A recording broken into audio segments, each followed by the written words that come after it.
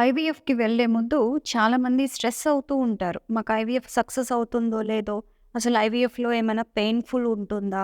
లేకపోతే దీనివల్ల side effects ఏమైనా వస్తాయా అని. ఫస్ట్ ఇవన్నీ మైండ్‌లో నుండి డెలీట్ చేసేయండి. ఐవీఎఫ్‌కి వెళ్తున్నప్పుడు కామ్‌గా ఉండాలి. అంటే బాడీని రిలాక్స్ చేసుకోండి.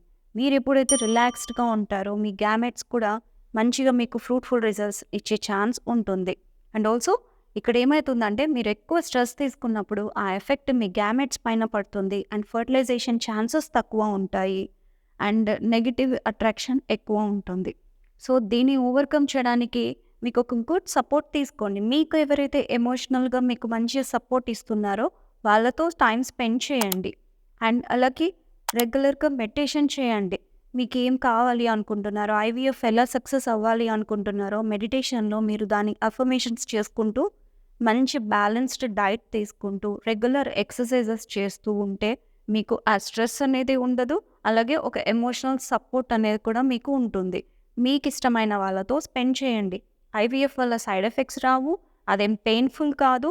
అండ్ ఆల్సో ఐవీఎఫ్ తోటి అబ్నార్మల్ బేబీస్ కూడా రారు.